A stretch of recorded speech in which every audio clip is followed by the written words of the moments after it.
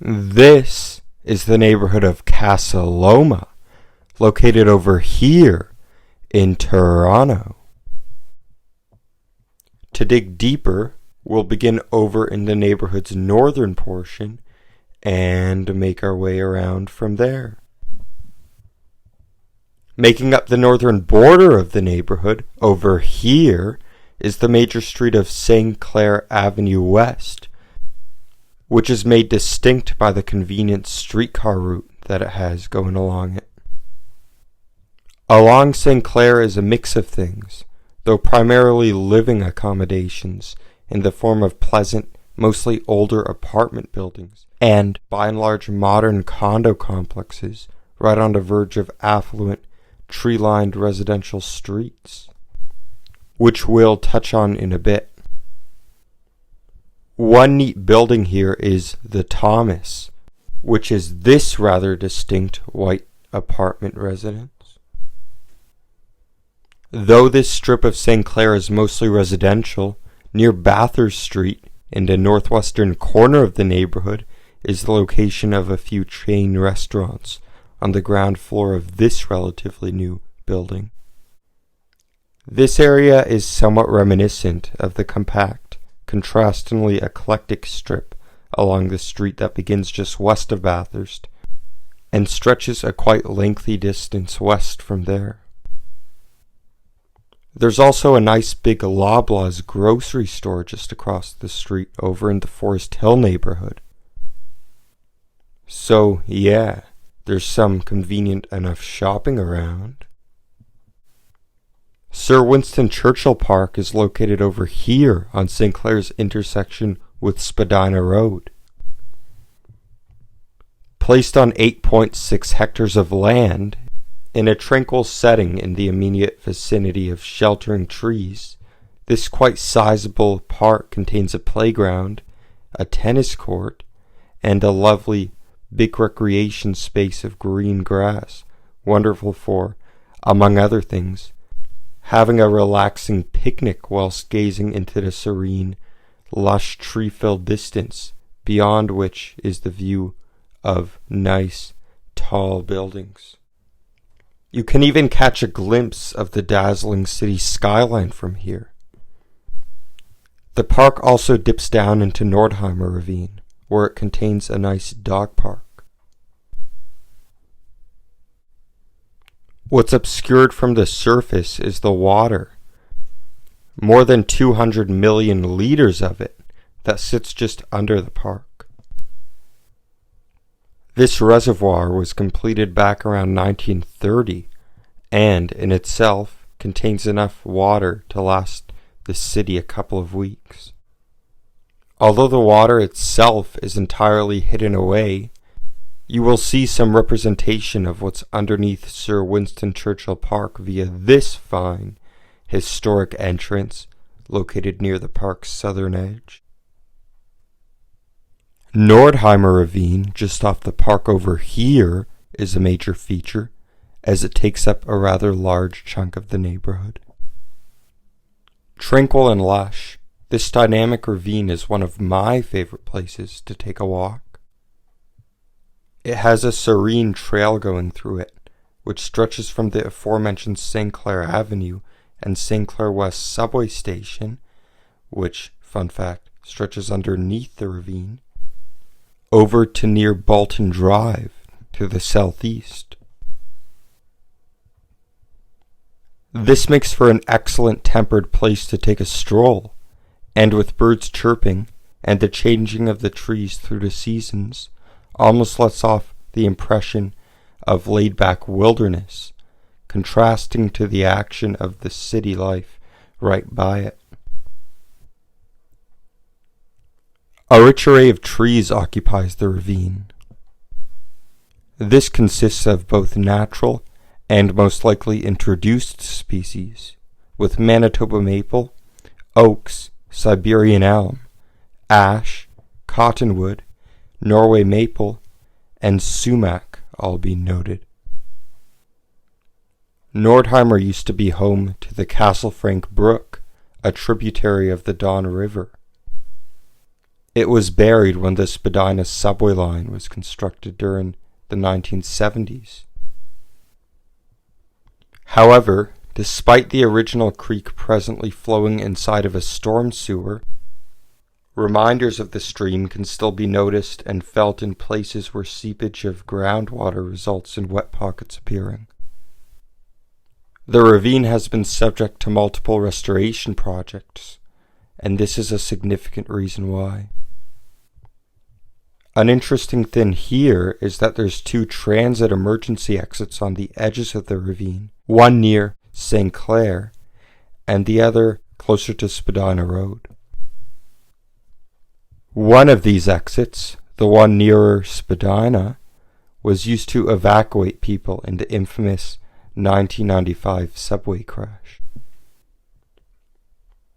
Countless numbers of majestic homes overlook the ravine, and stretch beyond that as well, as they're more or less prevalent throughout the neighborhood, where their big lots sit along decadent, peaceful streets covered with lush, mature trees and vegetation on the near periphery.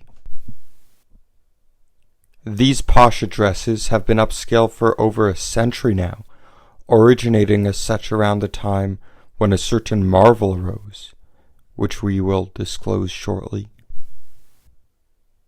Now, stretching throughout the majority of the neighborhood, placed in tranquil settings fit for contemporary, tucked-away living, though with city amenities and activities right by their fingertips, these grand places, whose styles range from Georgian to Tudor, have it quite splendidly made.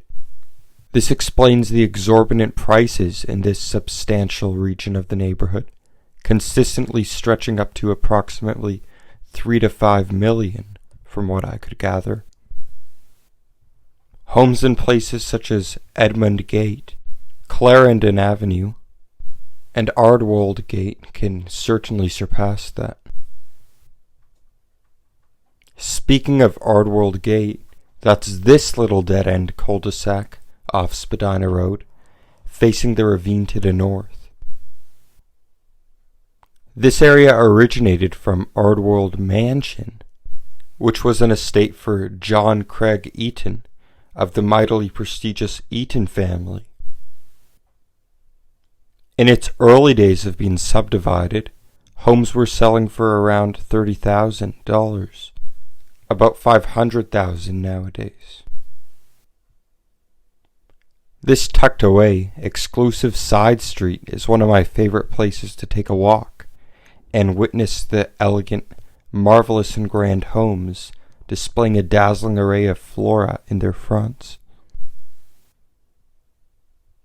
This quiet little enclave, which famous folks such as George Beatty resided in the past, with the subtle yet apparent presence of these decadent lampposts, lets off a charming tone.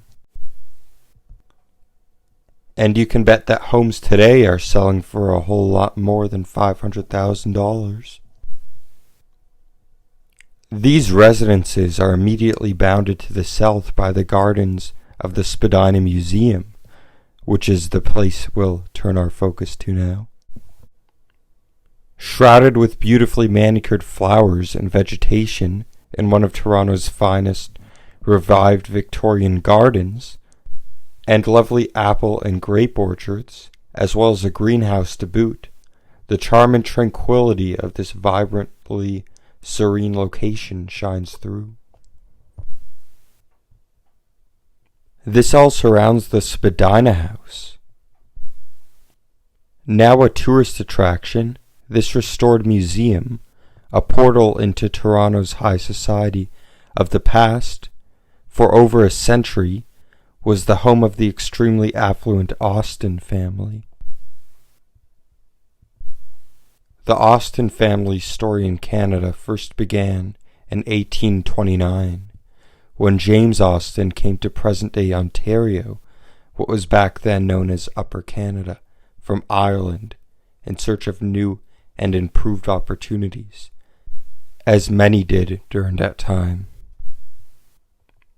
After working under the radical politician and printer William Lyon Mackenzie, he left for the US, not to come to Toronto until he got a business partner and some money a little later in 1893. In Toronto, he became a prominent business figure, playing influential roles in both the Dominion Bank and the Canadian Bank of Commerce. Needless to say, James Austin did pretty well when it came to business. In 1866, back when this area was much more rural, James bought the Spadina property from the distinguished Baldwin family, only to make a new house on the former foundations. As time progressed, James' son Albert and Albert's wife Mary, the second-generation couple, moved in with their children, and new additions were added to the property, reflecting the family's elite perch on the very upper echelons of society.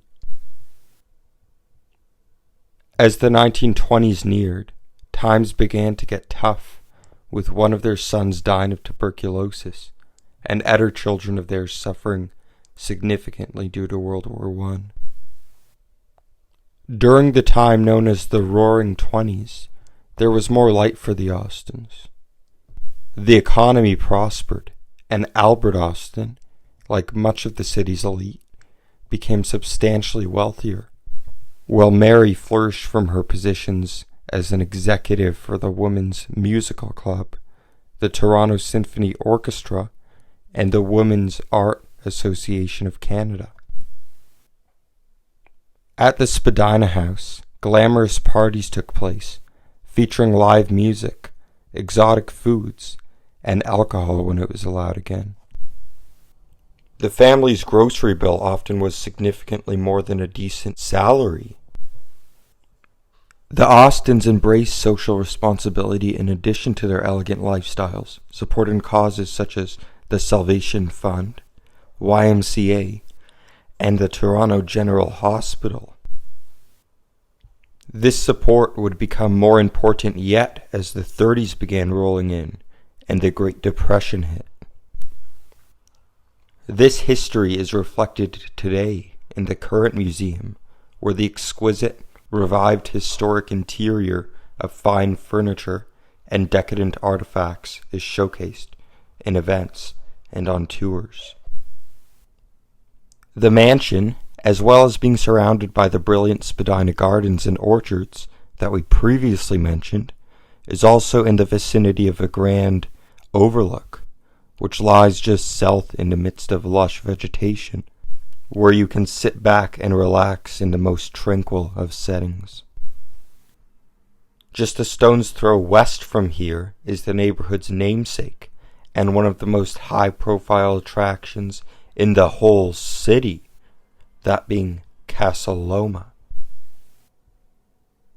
In the year 1911, Sir Henry Pellet occupied E.J. Lennox with the task of helping him to make a lifelong dream come to fruition, the making of a castle perched atop a hill looking out onto the city. Sir Henry Pellet was a prominent financier educated at Upper Canada College, who worked on the distribution and transmission of power in the city.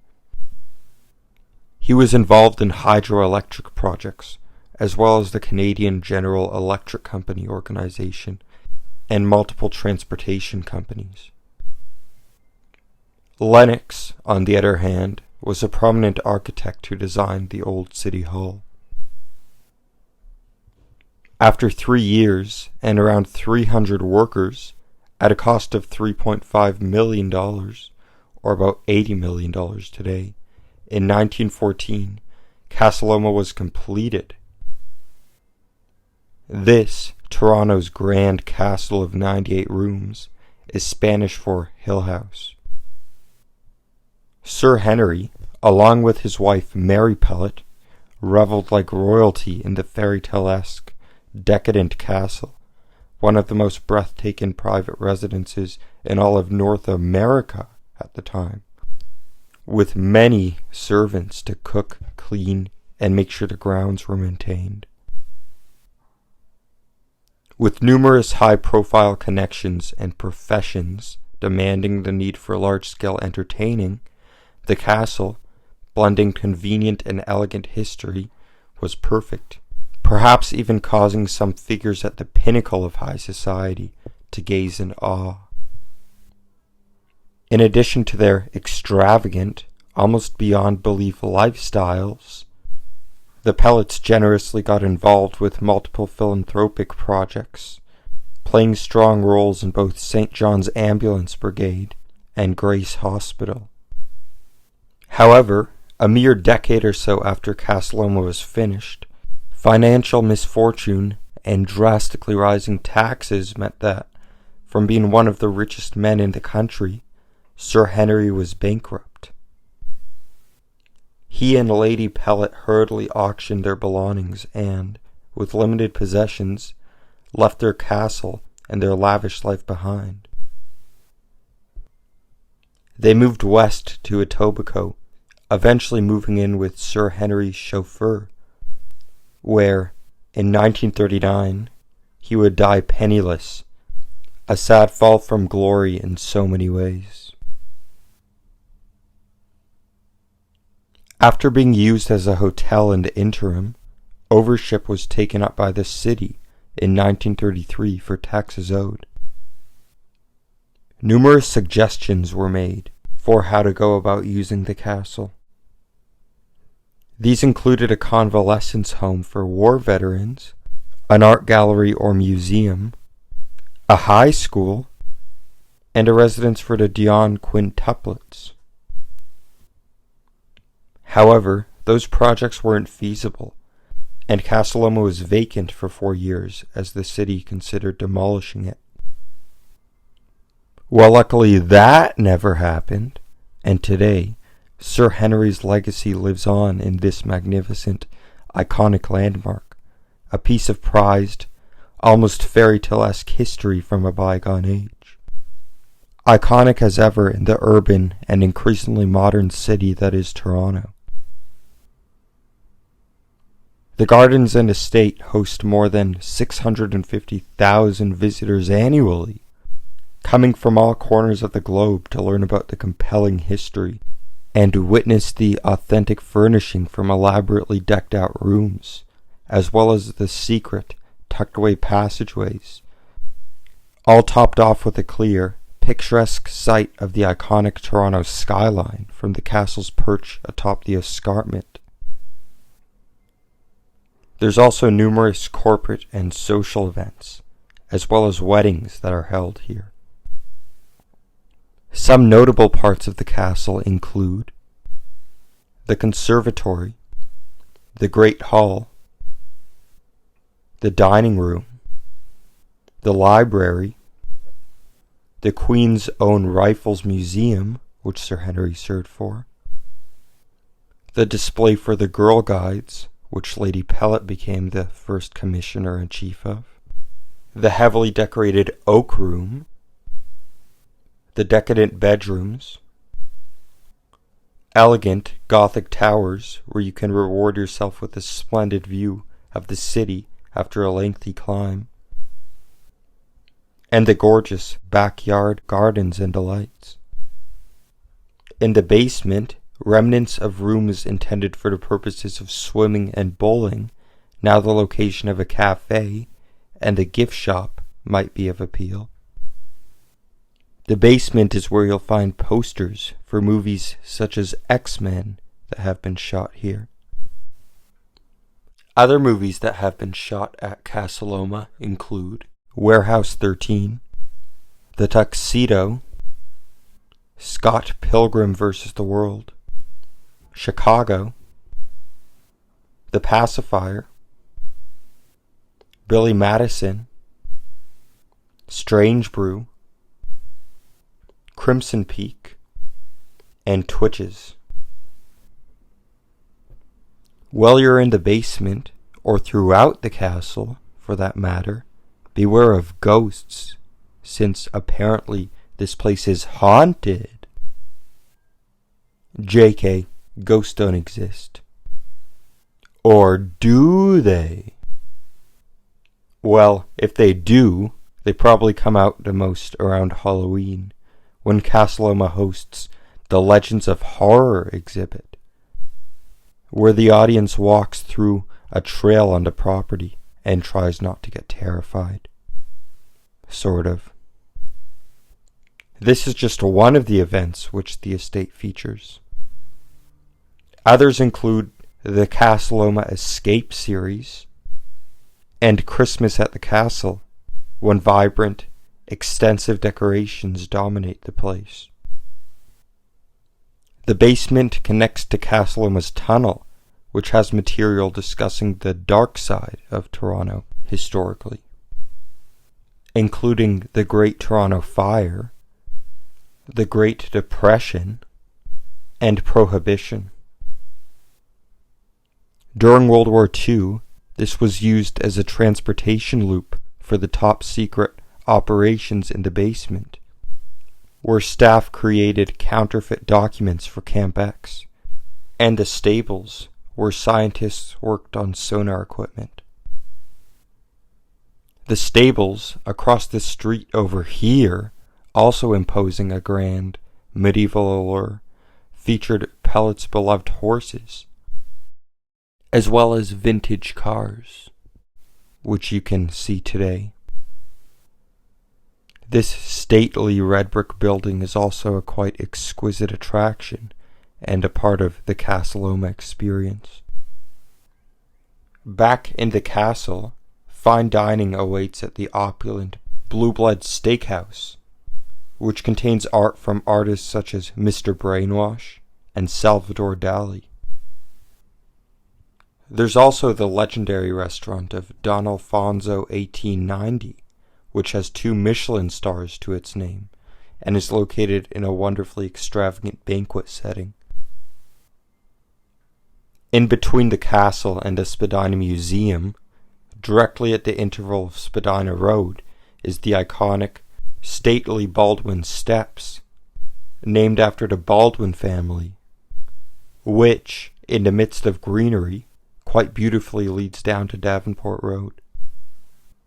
The immediate surroundings to the steps consists of a restful strip in which you can lay back and relax, flanked by serenity and right beside the marvelous steps themselves, which, from their perch at the top of the escarpment, provide a supreme view looking down onto Davenport Road's intersection with Spadina Road, behind which the whole city lies in sight beyond tree-covered neighborhoods. This is one of my personal favorite little stretches in the whole city, and where I venture on a fairly regular basis. Speaking of Spadina Road, which has received numerous mentions, that's this somewhat prominent street in the neighborhood, which, although not too major in itself around here, is nonetheless pretty much the center of attractions in this neighborhood. These attractions include the Ravine, Winston Churchill Park, the Spadina Museum and Gardens, as well as Casa Loma. So yeah, lots of the places we've discussed so far. These draws are right in the proximity of posh homes, which lie right near Ardwold Gate. At least, this is all prevalent north of the Baldwin Steps, which cuts the street off. South of the steps, the street continues a modest distance in the neighborhood, at a lower height. Along the street over here is the City of Toronto Archives Office, which, opened in the 1990s, stores many, many Toronto archives, illustrated by this picture. I visited here recently to see the exhibit about the TTC. I found it pretty interesting on the whole.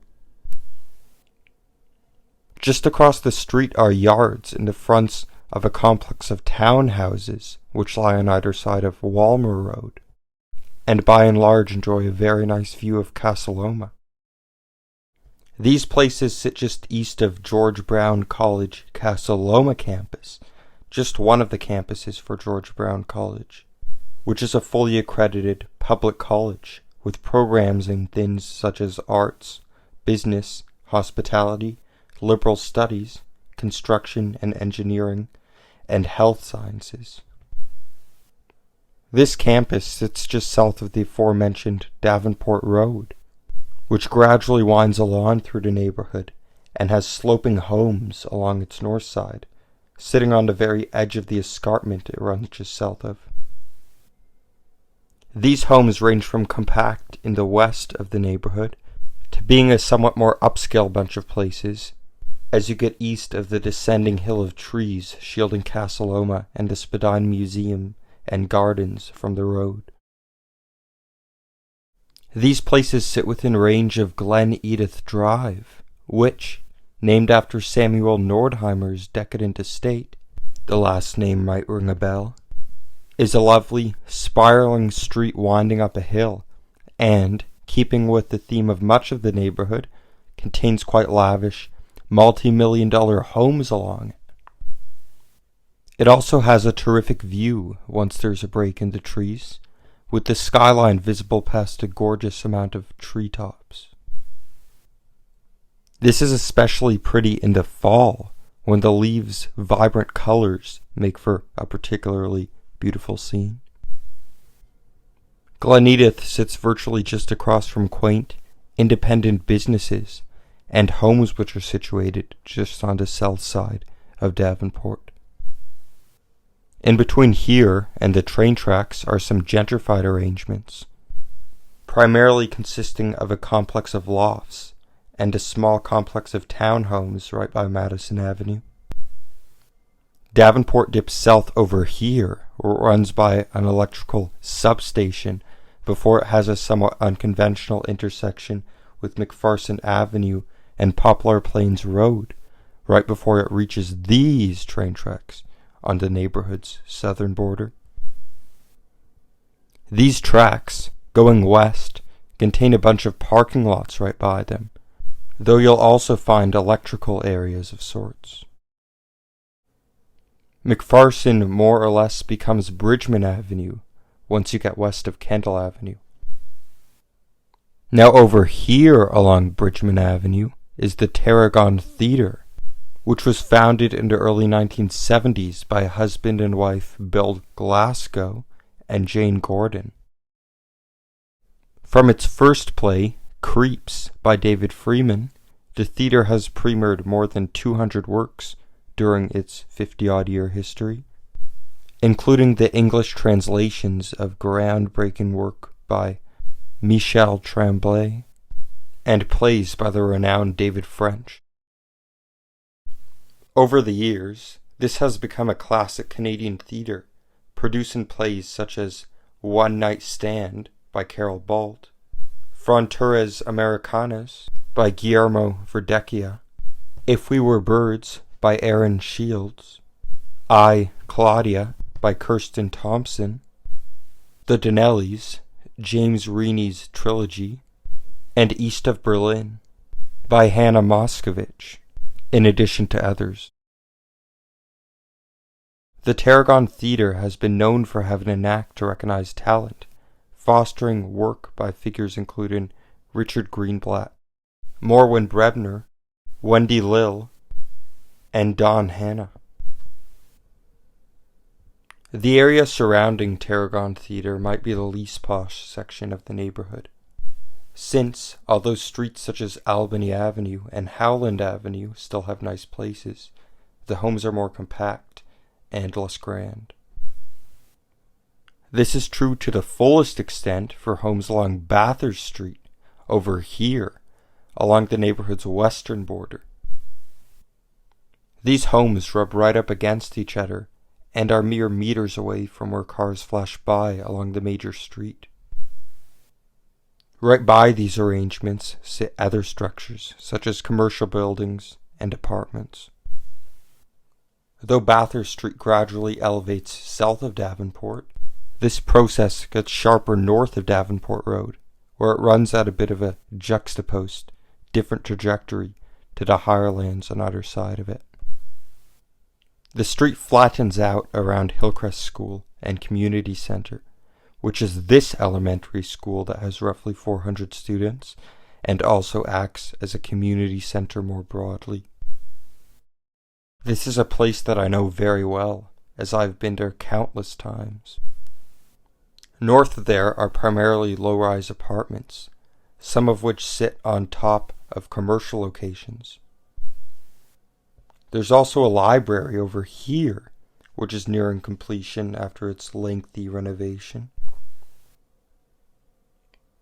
In the southeastern part of Casa Loma is the affluent, interesting area of Rathnelly.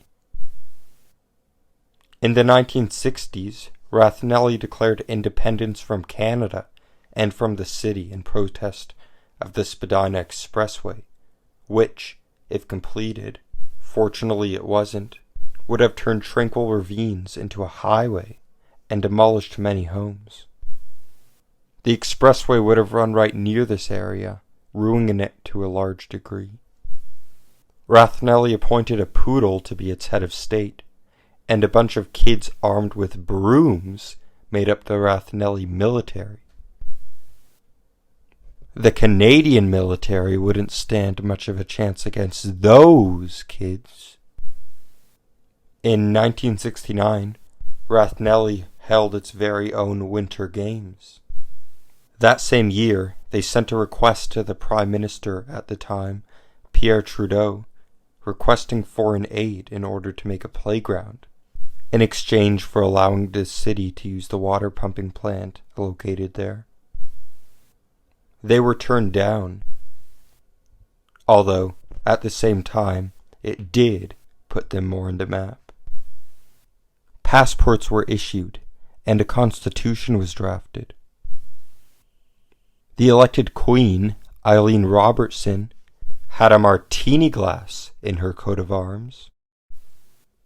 Today, in the midst of posh, flavorful homes with picturesque front yards, remnants of this past can be noticed in alleyways such as Eileen Robertson Lane, Rebellion Lane, and Stop Spadina Lane, in addition to the Republic of Rathnelly writing on street signs in the area.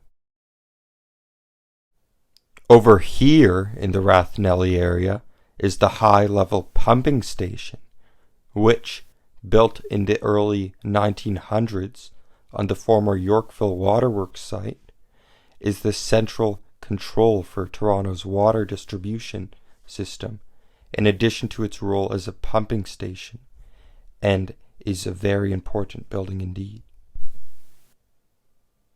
Rathnelly continues east until the major street of Avenue Road, on the eastern border of the neighborhood. Avenue slopes up as it runs north, and, at least on its west side, which is the Casa Loma side, contains primarily residential buildings interspersed at points by fancy homes, all of which sit right by the sidewalk, which, for whatever reason, has sections where it's not aligned with the road, and needs a railing to remedy that. Some of the buildings here are quite beautiful and old, such as this one and this. At Avenue Road's meeting with St. Clair, in the very northeast corner of the neighborhood, is a condo building called the Avenue, now somewhat iconic to the major intersection. At least, in my mind it is. There are some unique private schools in the neighborhood, including Aerosmith School over here, which was founded by Barbara Aerosmith Young in 1980 and helps kids with learning disabilities, as well as the Waldorf Academy over here. Other notable areas in the neighborhood more generally are the Sister Servants of Mary Immaculate, which is a religious organization with roots in western Ukraine, located in a quite spectacular mansion just across from Casa Loma.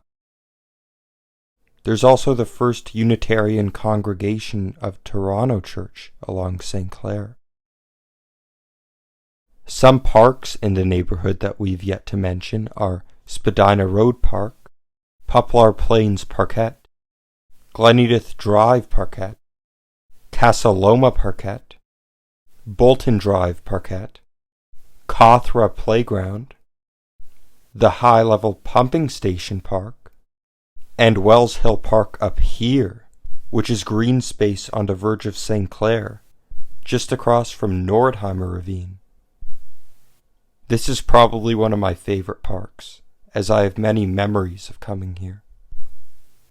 Lastly, two schools that we didn't mention in the neighborhood thus far are the Mabin School and Brown Junior Public School. Alright, so that pretty much wraps up Casa Loma. In conclusion, from whimsical to tranquil to wacky, all in the midst of fast-moving streets, Casa Loma has a bit of what every neighborhood wants. It's clean, rich, and within walking distance to some of the primary shopping districts in the city.